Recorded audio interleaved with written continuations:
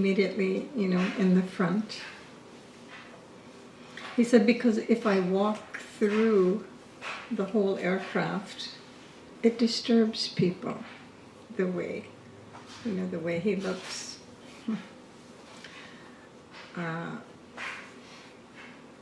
People had told him after the 9/11, Swamiji, you should shave your beard and everything because you look like Bin Laden. No, in a way he did, yeah. It's true. So for Westerners, they don't distinguish, They don't know all the different kinds of, your common everyday Westerner, they don't know the difference between Muslims and Sikhs, Muslims and Hindus. So, but I always use that as an example. A life of least disturbance, he doesn't even walk through the cabin.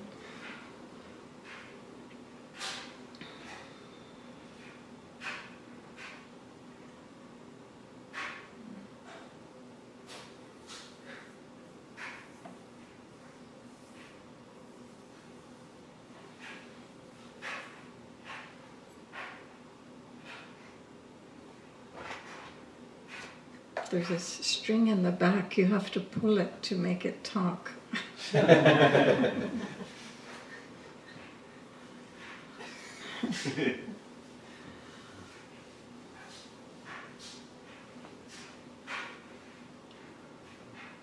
did you share any experiences of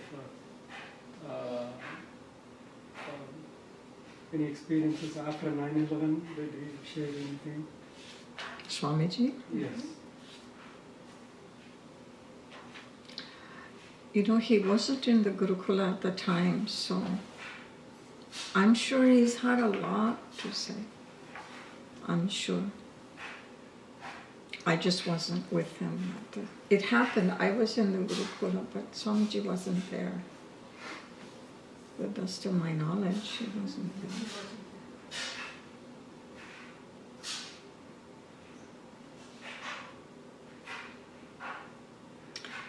He's been talking about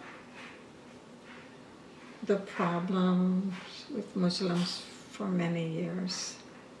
In fact, people used to tell him, be careful, Swamiji, everything you say is being recorded. Don't be talking. Even some cute, innocent jokes, not so innocent anymore, I remember one time he said, the biggest consumers of perfume, going in Europe and Paris, the biggest consumers of perfume is Arabs, because they don't take a bath, so they have to wear a lot of perfume. And so people would tell Swamiji, don't be talking like that. It's true now, nothing, you can't say anything, it goes everywhere. It goes,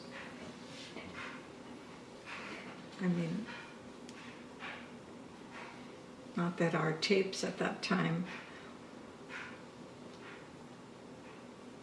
were being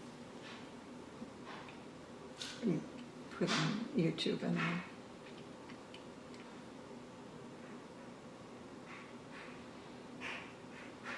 I was wondering if there are a lot of students of Vedanta in Hawaii. If there are, I don't know them. Not really. I live on the smaller island of Maui. There was a time when we had some good groups going, that was way back when, and then I hadn't been in the islands for a long time. And so when I returned to the islands after a long time, I didn't have any contacts whatsoever. And on the island of Maui, Maui's kind of a famous, alternative lifestyle mecca. Because the weather's so good there, you can still hitchhike, and the island living lifestyle is very laid back, and so wherever you have alternative lifestyle and kind of new agey thing, I find not that I would know, because I'm not very good at promoting and advertising to collect people. That's not me. But whenever people come to my classes, occasionally they come, maybe a few classes, and they go, I find they're not grounded. You have to be very grounded in some sense of, well, clarity and sanity is only I can say, and that some maturity. So I don't find a lot of students, but that's not. That could be more of a reflection on me than the people. But I think a lot of people are looking for. Who said no? You said no. No. How you know? How you know? You didn't go to Maui. I think it's true. A lot of in Maui? Hmm? Is there an ashram in Maui? No. What you're thinking of, you mean if I have an ashram? No. I had a kutia, and then for 7 years. But it was very isolated, so it didn't serve me or people to come. It was a very perfect, wonderful kutia, but location. You know. So I moved down into the town. I have an apartment. But you might be thinking of, there's a famous ashram, and all the Indians that come to Hawaii want to go there. It's on the island of Kauai. Yeah, we've gone there. You went there? Yeah. Himalayan Academy. Yeah. It was started by that guru from, he was from Sri Lanka. Yeah. So everything is Pakka, Tamil temple, everything. Yeah. Swamiji went there twice. He wanted to go there and make connection with them. So the last 2 times he came to Hawaii, we flew him over there, but I didn't care to go. I was behind washing rotis and cooking lunch. So, but I didn't feel drawn, because I'd been to so many South Indian temples in India. I said, why do I need to see one more in Hawaii? So it's a beautiful location. it's the location. Yeah, it's right there on a waterfall, and yeah, people love the location. Yeah. Leading this lifestyle means you have complete Shraddha and Abhaya. What can help the students to cultivate that in our daily lives?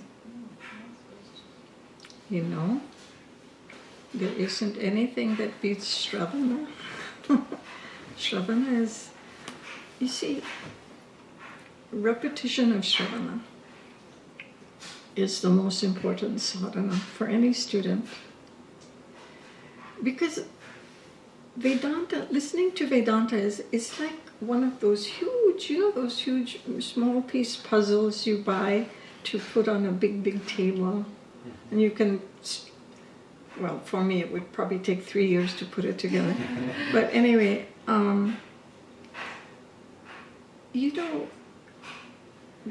the truth of Brahman and the Abhaya and all that is the simplest thing really to teach. It's so simple. In fact, if Brahman has one fault, it's too simple. It's too simple, and it's also useless. Brahman is the most useless thing. What is complicated is all the doubts and resistance that we can put up in our mind. The human mind is the most complicated thing. So that's where the complications are that take so long. And the Shravana is exactly like the sculptor's tools. So as Swamini mentioned, this word shedding ignorance is so important to us, because really speaking, the Guru is not trying to give you knowledge. The Guru is trying to remove all your wrong notions and your wrong identity. And because our minds are so complicated, that takes time. But what happens is, we do have a beautiful model that is very complete. Just in our first book that we take, Tattva, the whole picture is there, the total picture. And so that total picture, the biggest picture of the big picture, does have some detail. And that model, like as represented in the book Tattva, is so easy to grasp. This knowledge is so clear. It just doesn't miss a trick if the mind is ready. So it's our mind that is complicated, and that's what takes time. But what happens is, as you listen and listen and listen more, it's like putting together one of these and this big puzzle, table puzzle. You've been told what the picture is. You know, you see the picture on the back cover, but just because you see that picture, it isn't so easy. You know, it's like everybody comes to Vedanta already. Oh yes, I know what is Brahman. Existence, knowledge, bliss. Satchit Ananda. Satchidananda Guru, everybody knows. Something Satchidananda, they know. And so, existence, knowledge, bliss. But to really get it, to get what's the reality, the clarity, it takes time. It takes time. How much time did it take for us to build up this complicated mind with all its notions about who we think we are and who we think we are in the world? We've been building it up for countless births. Vivekachudamani says, just to get to the door of this knowledge and have mumukshutvam, we have to have lived countless lives intelligently. So, but the more we listen, things start coming into place. For some of us more quickly, for some of us a little more slowly. Doesn't matter at all. But so getting all the pieces in the right place and getting the proper connections and all, that's what the Shravana gives you. And then this is Manana right here. You're questioning what you hear.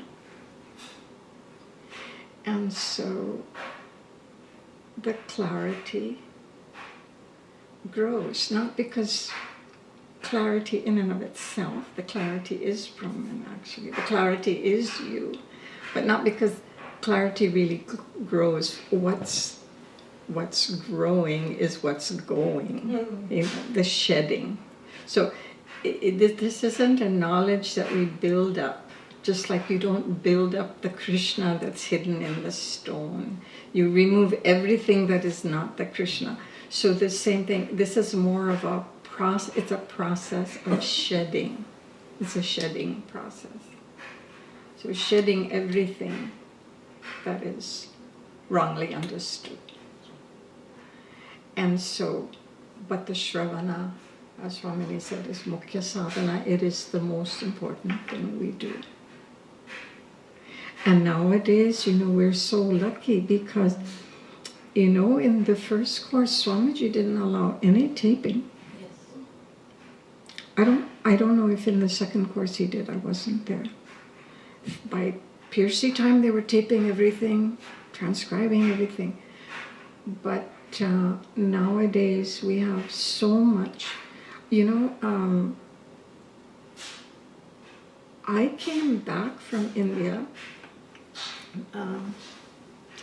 And I don't remember how I got a hold of it, but it was a huge, you know, one of those old reel tapes that are about this big?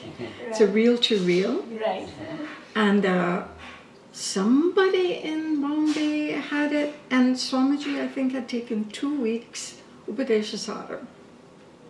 He would go into Bombay and do that. And so, I don't know, there were some 10 or 12 classes on that reel to reel. Somehow I got that and brought it home with me. And then somebody had a machine. And you see, this is how, when the mind, it depends on the mind, the preparation of the mind. What kind of a internal stance, a condition the mind is in.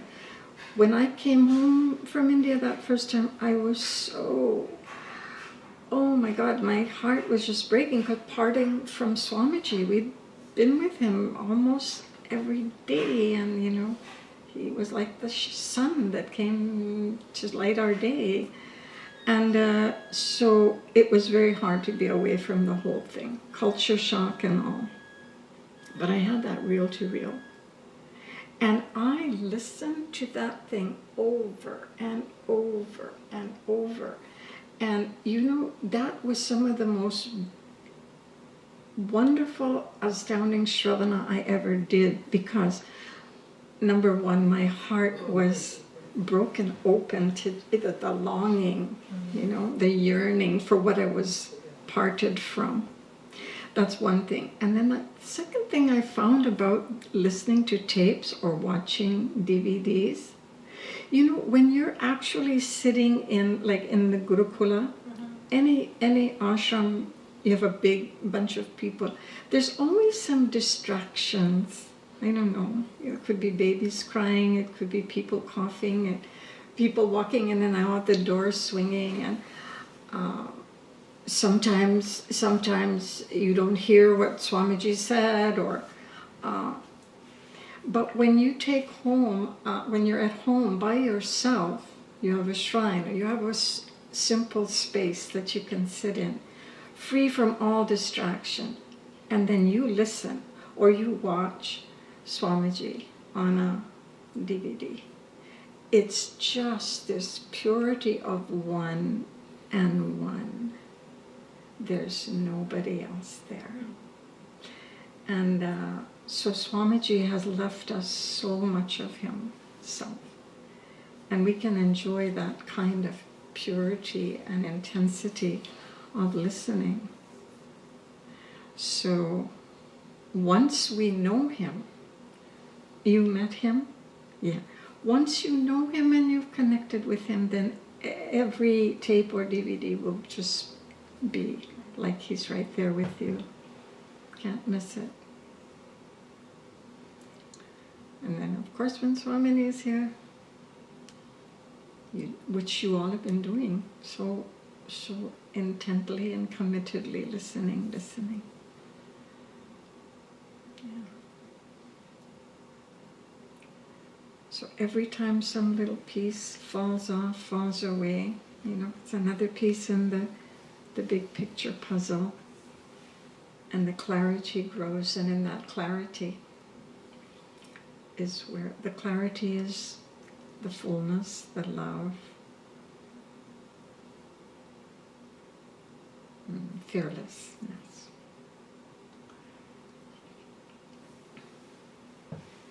Not that I sit here telling you I have it all. It's always, So when they talk about intelligence, reasoning versus, say, feelings, how important are feelings? I mean, they say reason has to win. Reason must win. Okay. But then how important are feelings in the scheme of things? This will be my opinion, because it kind of is more psychology than anything else. But I think I heard someone, actually my psychology guru said this. He said, with emotion, and if I give a definition to emotion, it's energy in motion. Every feeling is energy, different forms of energy. So he said, with emotion, anything can matter. And without emotion, nothing matters. So that's true. So where do we all live? We live in a gray area where we have to navigate that. And, we could spend time, we don't have time, but what's the difference between an emotion and a feeling and there are being emotions like compassion. I don't consider those emotions. I consider that part of our being. They talk about compassion and patience and, kindness. I wouldn't call those emotions. I would call that part of our being nature. Yeah. So, but emotions like attachment to Guru is a big emotional chunk. Devotion, you have your Ishta Devata and you feel a love maybe from childhood and you have that and you love to do the puja and those are all purifying emotions, as we know. So any form of devotion helps to purify the mind. And like that talk that Swamiji gave about compassion, it was a TED talk. So those purifying emotions, now then you can talk about them as kindness and things like that, can be practiced, in terms of, say you want to be more patient and you want to be more compassionate, and so you act as if, fake it until you can make it. So, because compassion is our very nature, but for a wise man, we say that's his vibhuti. It's just who he is, or she is. And for us, it's abhyasa, it's a practice. So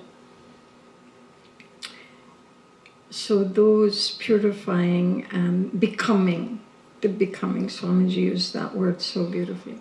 There are emotions that are becoming, and then there are others that are not so becoming, like anger.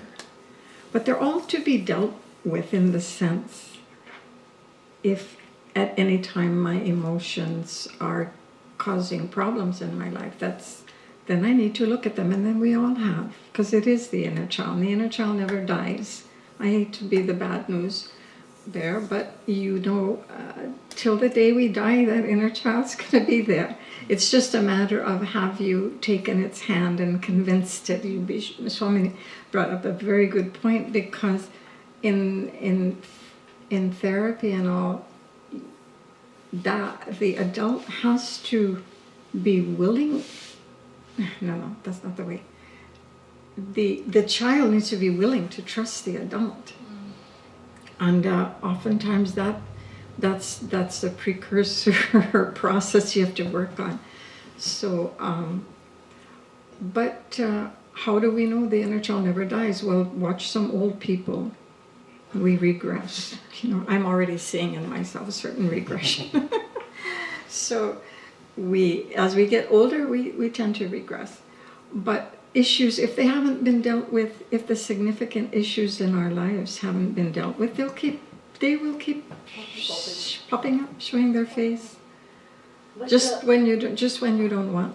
But Swamini, you said the adult has to deal with the inner child, the adult in you. Yeah. But that's you yourself. So why won't your inner child trust your adult?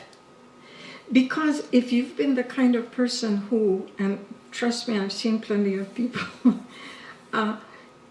if you've been taking a spiritual bypass, you use anything to bypass paying attention to the childish emotions, or childlike emotions, I would rather say.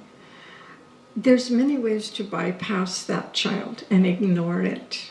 Staying busy, workaholics, addictions, all these things that people use. I'm just finishing a book right now about this fellow who is a compulsive hiker, a mountain climber, and they're in China, and he just won't pay attention that the Chinese soldiers and police are going to get him. They're in illegal territory.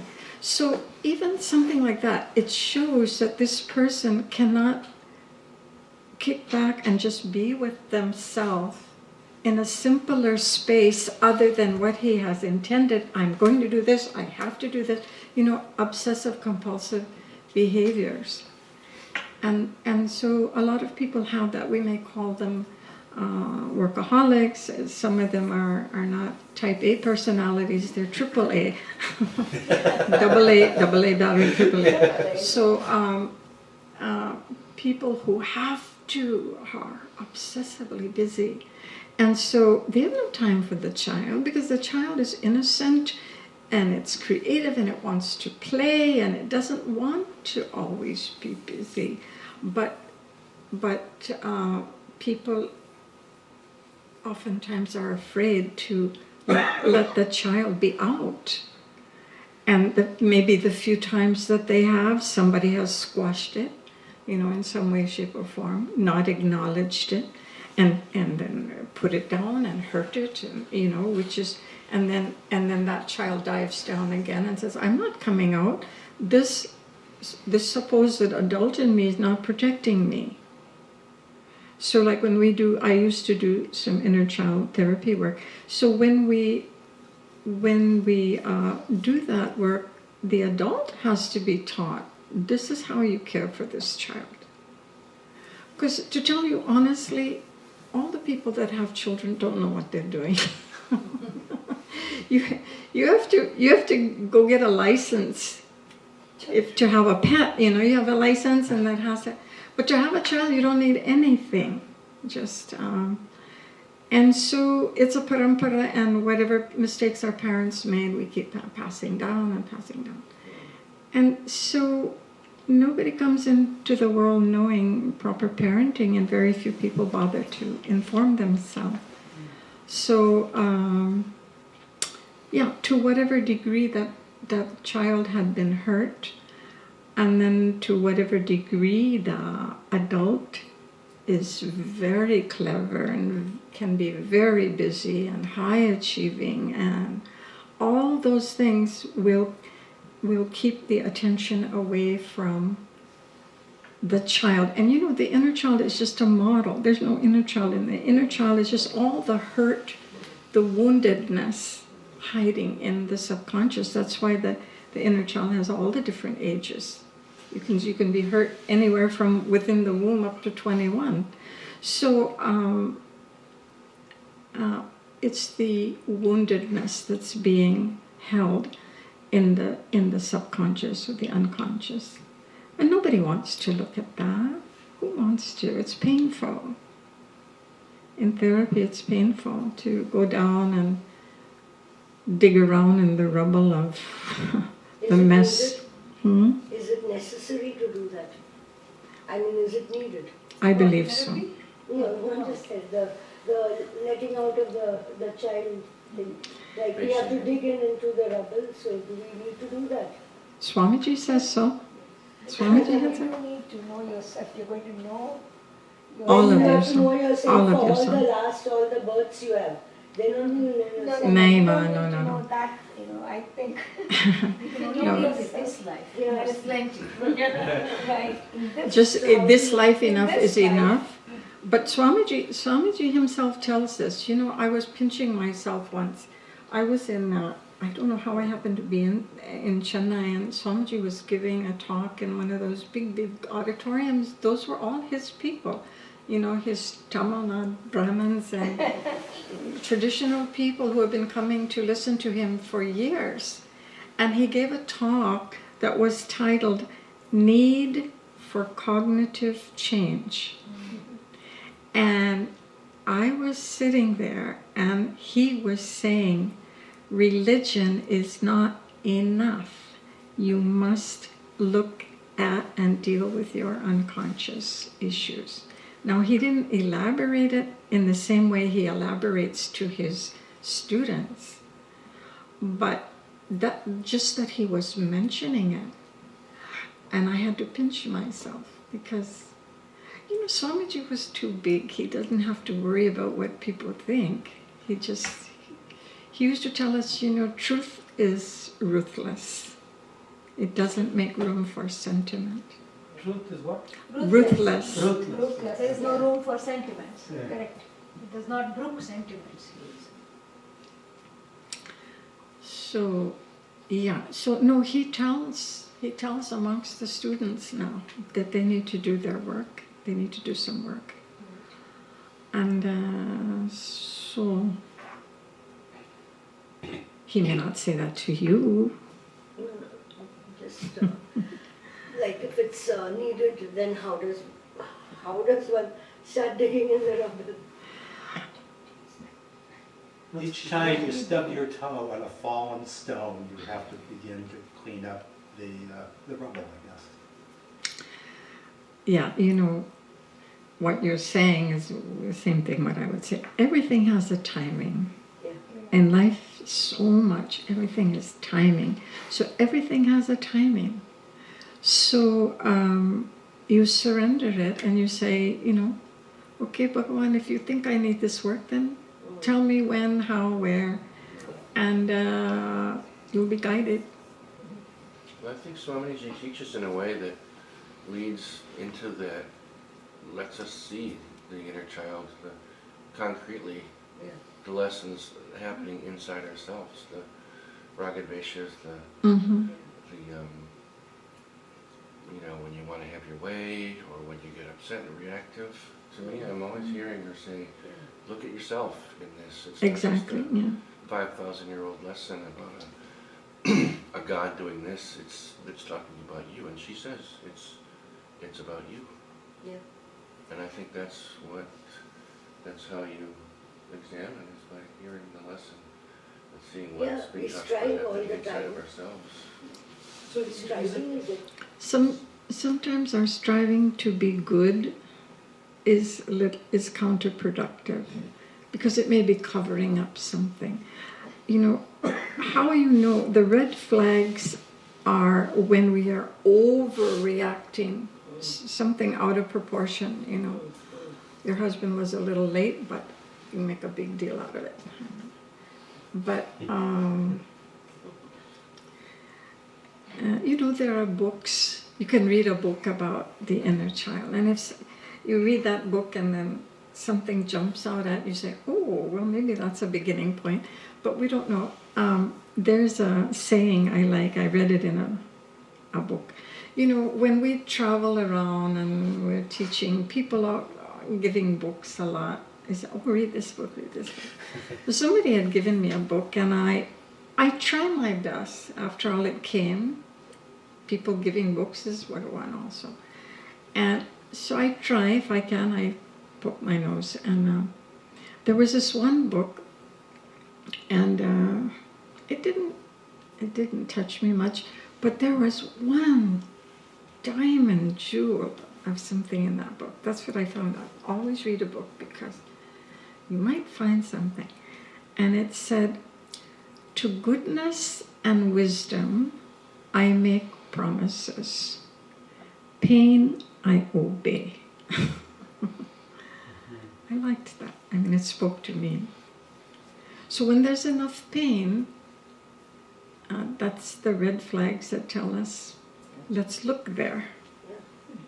Let's look there. I was going to ask, so everyone has an inner child, Mm-hmm. and is the inner child you're referring to always the pain part? Yes. Like I say, just keep in mind, it's a model. It's just a model of a way of looking at all of our past. Just let's deal with this lifetime, it's enough. Our past hurts and fears and grief. It's one nice word to use is just woundedness. Any child, all children have been wounded in some way, shape, or another. And we're left with these samskaras of, grief, anger, fear. Mistrust is a big one, yeah. So that's all the woundedness. It's like one big swamp of painful energy that really needs to be released. And it takes special kinds of therapists who can work with that, you know. My psychology guru used to say, you have to find a therapist who's done their own work. If you're going to go down and take somebody's hand into the darkest parts of their, you know, emotional layers, you better have gone down into that hell yourself. And so not every, I mean, I would say probably 70% of counseling is all talk therapy, and then everybody stays in their head and it becomes another bypass. It can be also equally a psychological as well as spiritual bypass or achievement bypass. There's many ways to bypass doing the emotional work. But so it takes a special kind of therapist. But just remember, it's a model. It's a model of a way to work with our pain, our unconscious pain. So what if one doesn't feel them? Then you're very blessed. Yeah. Means you had some very good parenting, and you may have grown up in a nice, beautiful, cultured home where there was devotional practices, and you know. So it's always possible to escape. I don't. Very difficult to escape, but we can't leave out the possibility anyway. So, or is it also possible, like, you know, I mean, over the years we have listened to Swamiji and other gurus, and hopefully we have learned something. Definitely. If not much, at least something we have learned. And from those learnings, one of the things I always remember Swaminiji, is, I repeat this to everyone also. She has taught us, when we do our meditation, you first let others be themselves. They don't have to be, they don't have to be like what I would like them to be. Mm-hmm. Okay? And this is something, so basically let them, I forgive them for whatever they have done to me, or whatever I want them to be, they have not been to me, so I forgive them. So that kind of letting go, maybe has helped me in forgetting those the pains or whatever. Sure. And in addition, when I say it's just a model of working, but this goes back to Upanishad, because in our Mandukya Upanishad, when it talks about obstacles, they mention Kashaya. That means there's something way down in the bottom, and it's bubbling up, and it's coloring the clarity of our mind. So even then, it was recognized as one of the major obstacles. Even though no specifics were talked about. After all, that's the stuff of Satya Yuga, yeah. So they didn't, Bhagavad Gita and Upanishads are not meant to be therapy. But this is Kali Yuga, so there's more room, I think, for working with this stuff, And Amma, do you remember Puja Swamiji would always say Vedanta is super therapy. That's not just therapy. Finally it's the absolute sanity. Yeah. But he would joke, people can share a joke, Puja Swamiji's joke around this, may I share that one? Yeah. And he would say that somebody asked, does everybody has to undergo therapy? He says, yeah. It's good for everybody to undergo therapy, he said once at a satsang. And then he said, and then everybody comes to the Swami, including the therapist. Exactly. because Vedanta is super therapy. Yeah, it's the therapy that goes beyond. But yeah, something else I got. Well, when somebody asks me what Vedanta is, I say it's 5,000-year-old deep psychology. Exactly. Yeah. To me, it goes way. It contains all of the insights of Western psychology, but goes way beyond. And Okay. yeah. That's why I removed all this. Yeah, somebody asked me the other day, what does, in the end, after having studied Vedanta, what does the goal look like for you? She said to me, what does the end goal look like? Again, it's a trick question because they're asking, what is your experience? It was a very highly intelligent way to say, what have you experienced and are you enlightened? And for which, when people come right out and ask that, I just, default to, well, it takes one to know one. So, no, but it's true. It's true. That's out of Swamiji's mouth. Yeah. And I tell them, I said, if I am enlightened, how will you know? Yeah, right. How will you know unless you're enlightened? And if I'm not enlightened, why should you bother to come and sit here and listen? So I just know a little more than you do, that's all. But when she asked me that the other day, she said, what does the end goal feel like, or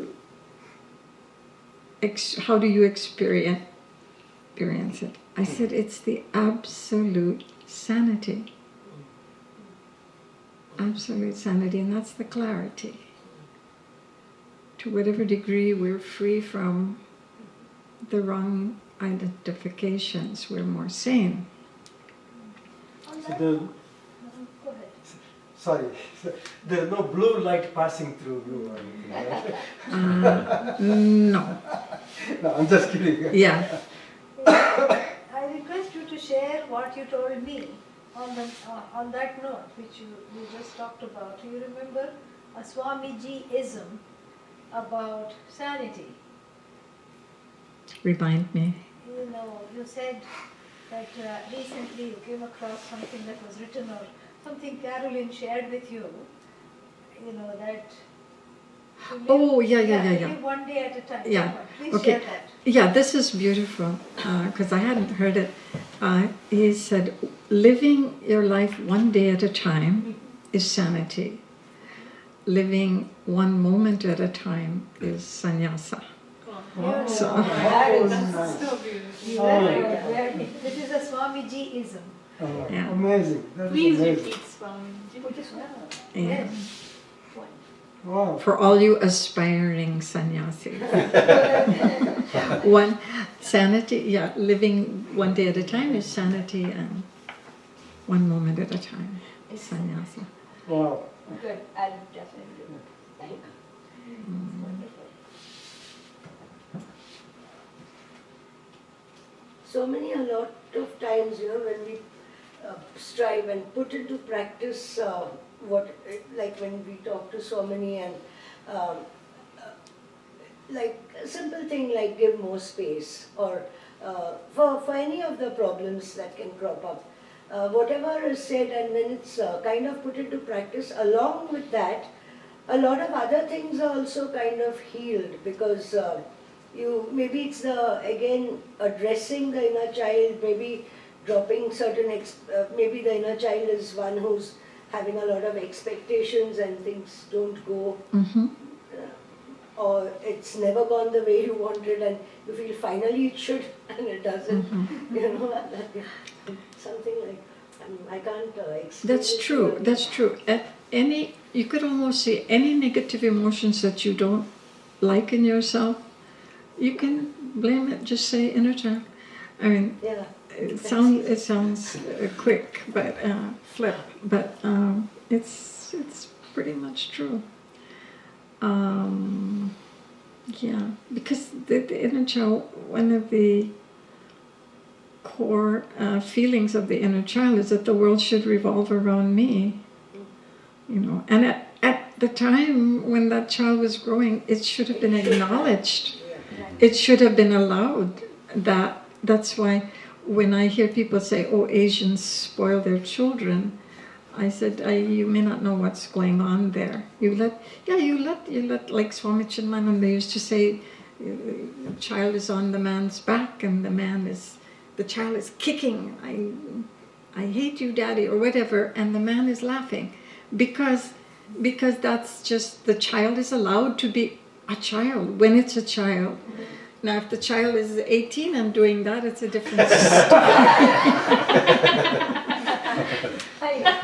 Yeah. This is exactly what I tell my children, you know, when they try to correct their children. He is a child, let him be. You know, if you do this, I will come and...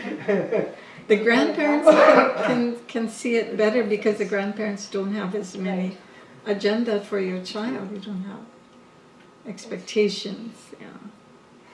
See, isn't it at some point in time you have to, the inner child should be, all the emotions should be completely cleansed out of your system for you to move forward?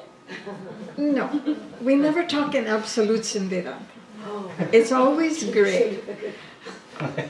The most intelligently lived life is learning to navigate in the gray, and all shades of gray. And also, Swamiji used to say, if you can't understand paradox, you won't understand Vedanta. So the paradox is, we want to heal the inner child as much as we can, but you're never going to heal it completely. So it's just like, you know, it should be. Who can do all the practice amanitumadambitvam, and you keep practicing until you become absolutely pure? Never. Forget it. So, because ultimately we have to see that's not me anyway. And yet we still need to work with it. So that's the paradox. It's not me, and yet I need to work with it. I don't like have to, but it's a good idea to work with the stuff. You know. And at different times, different things come up. At 20, it's something else. At 25, it's something else. Little later, it's something which you never imagined. You know. So the responses to varying circumstances in your life are different at different times. Maybe the inner child reacts strongly to some circumstances and not so strongly to the others, or something like that. Yeah. I don't know what to say. But you know, Just trying to say, like, it could be different at different times. Exactly. That's why timing, as you say, timing is everything. When we need to, timing how you came to Vedanta, timing how you meet the Guru, timing of whenever you need to do this work. But I will say one thing, kind of bottom line, we're never too old to work on the inner child, number one. And then number two, don't think it's always painful, ugly, dirty work. It's not. Because for every time we've gone through something, like to do anger work, nobody wants to do anger work. And because anger's ugly. I would like to. Yeah. I'll tell you quickly. You when nobody's home, you go and you beat a pillow every day, whether you think you need it or not. No, there's one, Louise Hay wrote that in a book many years ago. She said, beat a pillow every day, for everybody, whether you think you need it or not. You'd be surprised what will come up. No. I used to do inner child therapy groups, and one day was devoted to anger, and I used to have them beat the pillows. And the people who were the most resistant, no, I don't want to do that. I can't do that. No. I said, okay, look, just, I had a nice big ugly pillow, and I bought one of these toy baseball bats, but it had enough weight in it. to make some sound. And I said, look, you don't really have to do, just go like that. That's all I'm asking, just go like that. Just try. And if they would agree, I've seen this person. And then praise them.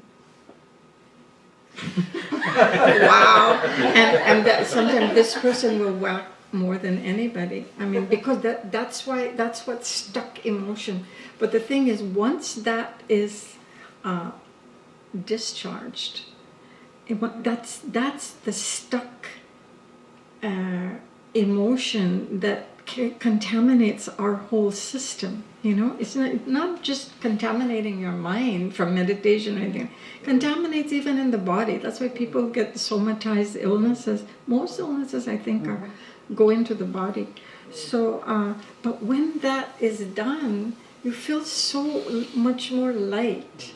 So it's a wonderful process also. It has big time reward, big time payoff for doing it. It takes bravery to do it, and it's not pleasant at first, but then when you begin to get a taste of what that process is like, you see that it has very big reward. So, and it's never too late. Never too late, yeah. Yes, what practice do you like to do regularly to maintain your sanity? Whether we like it or not, the world is going to come at us. People come at us. And I hate this one. I don't like to use that word. I hate this one.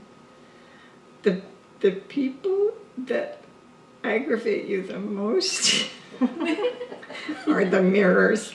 You know, usually the mirrors. That's what I have to work on.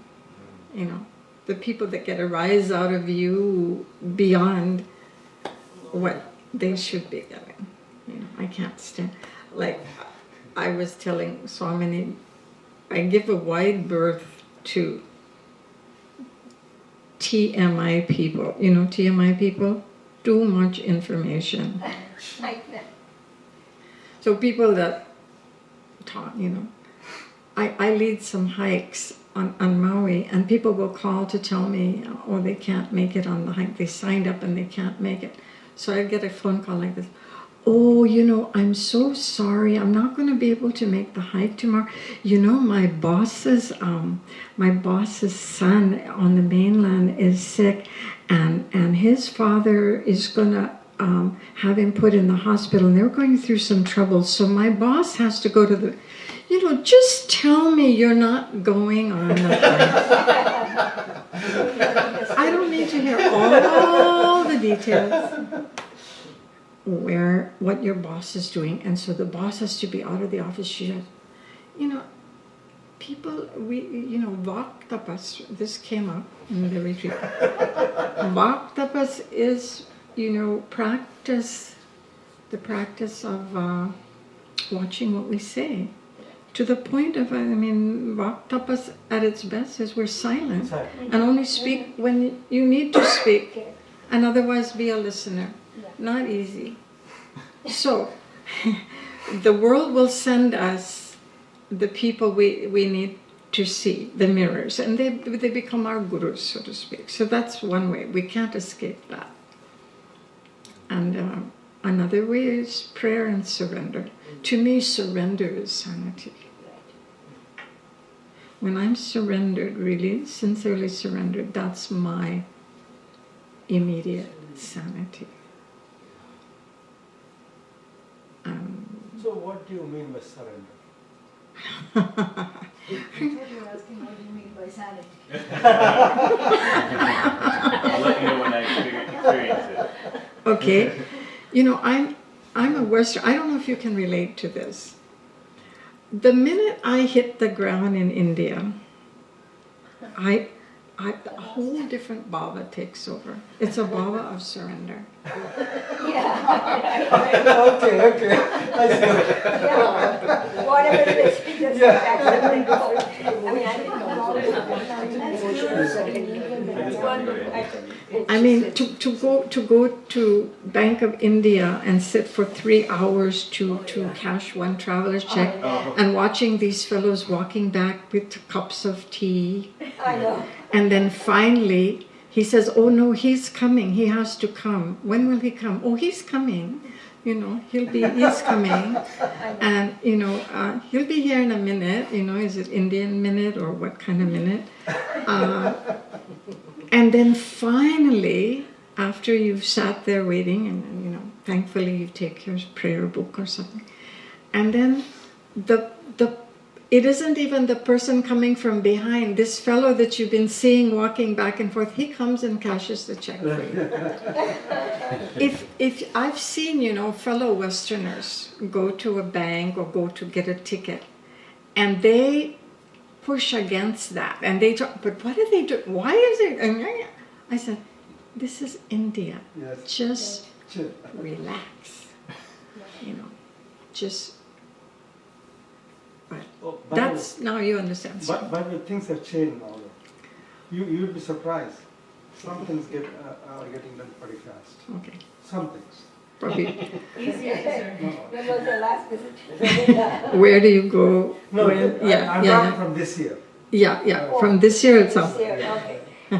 This year's experience. This year, Yeah. the The January. trains and buses are still as 16, crowded. no? 2016. Yeah, 2015 experience. I know. Yeah. I mean, even me as an Indian, having lived here long enough, when you go to India, I agree. Yeah. You suffer the same culture Yes, shock.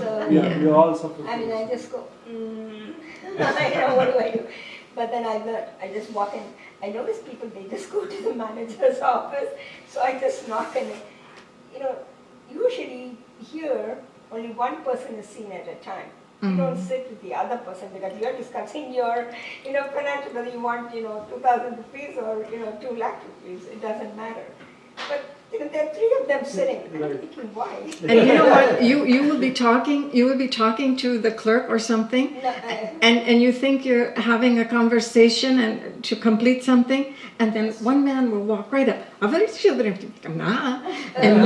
you are totally eclipsed, and he's paying attention. And I come in an invitation.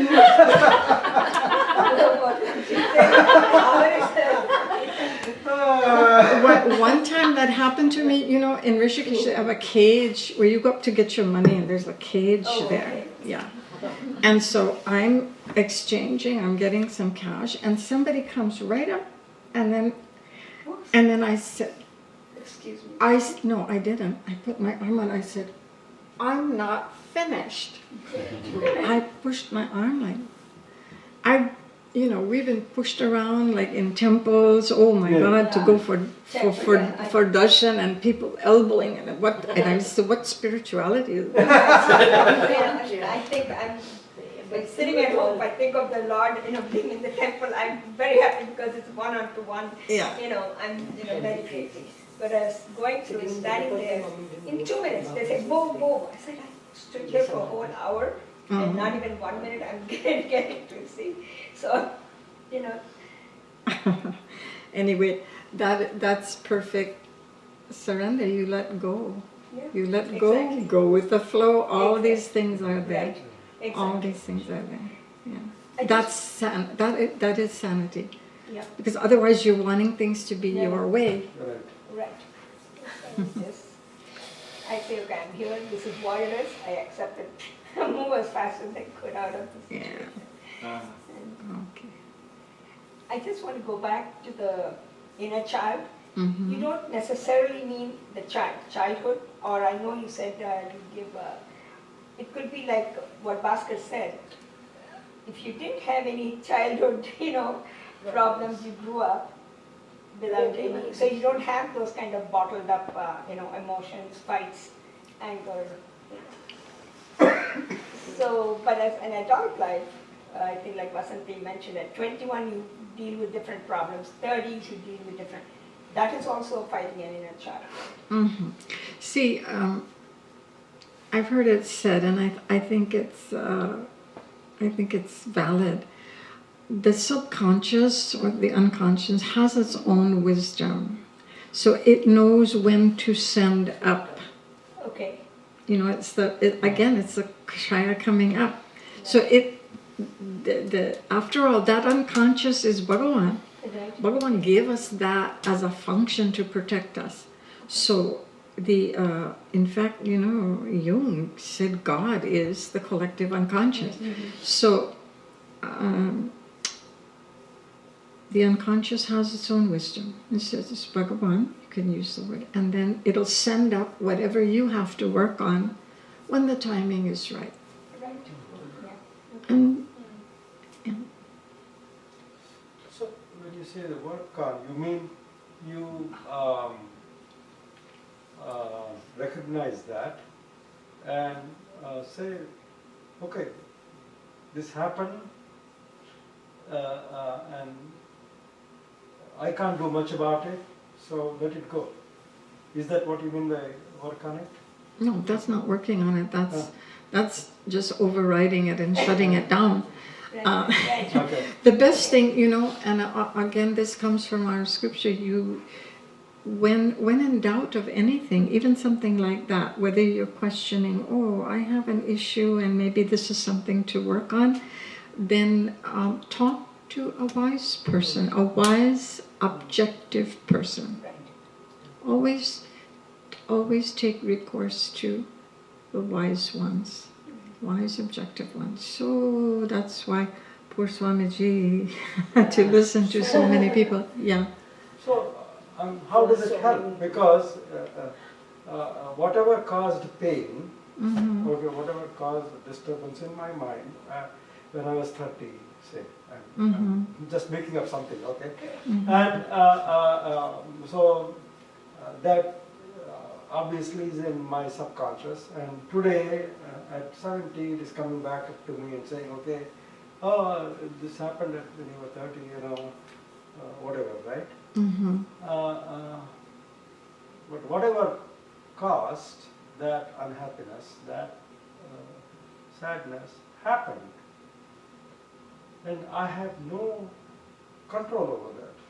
I have nothing that I can make it otherwise. Fix it. No, we can't fix it. Right.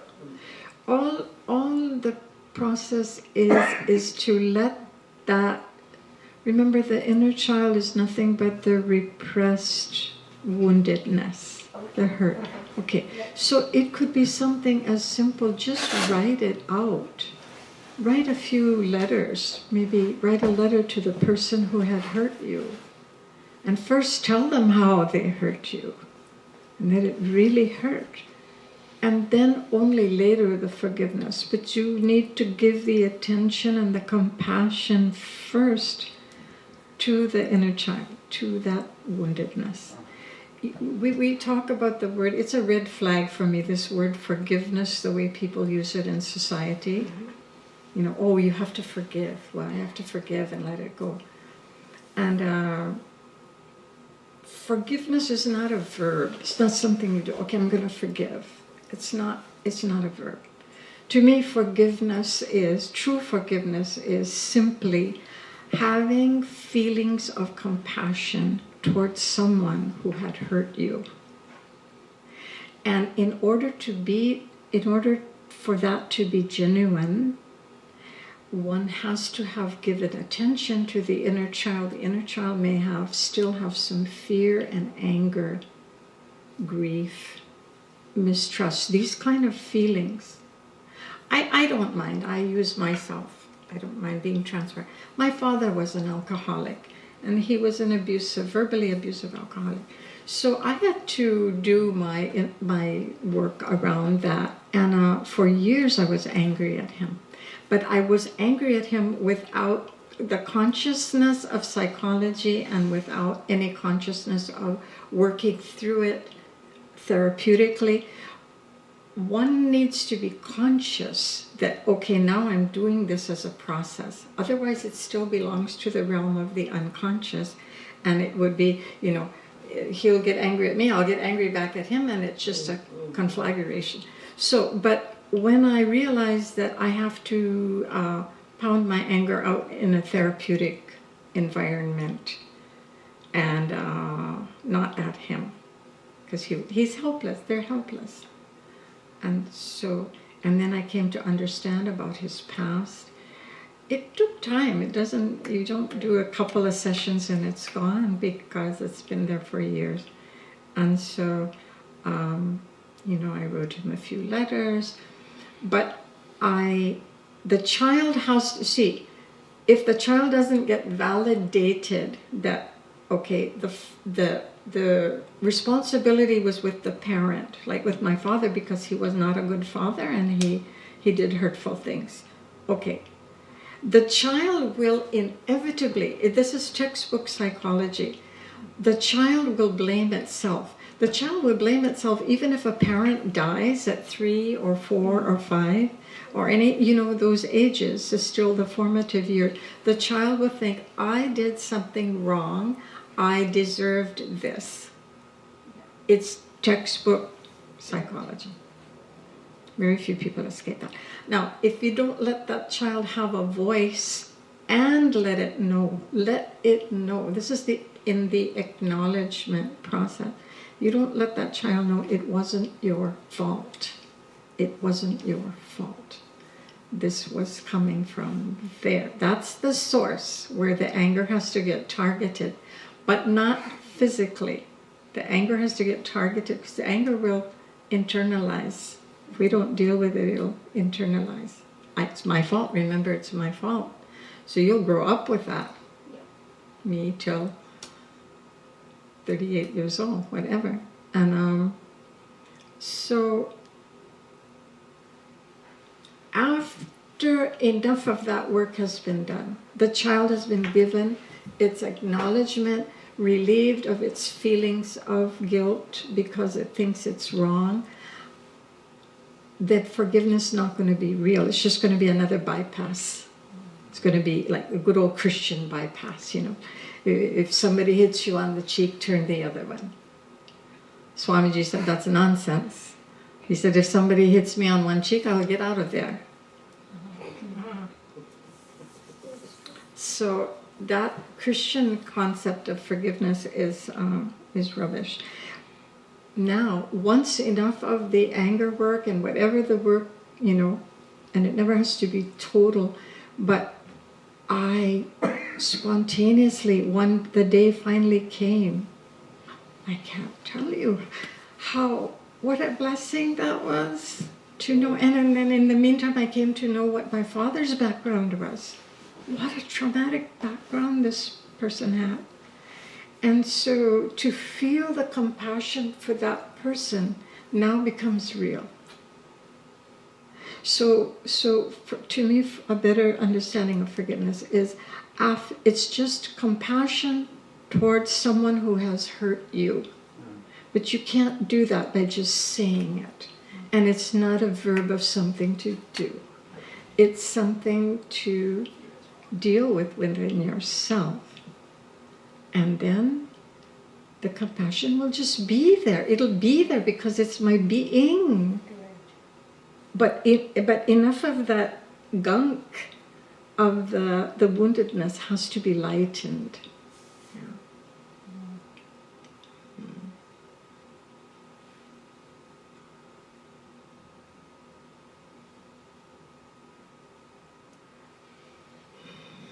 Okay.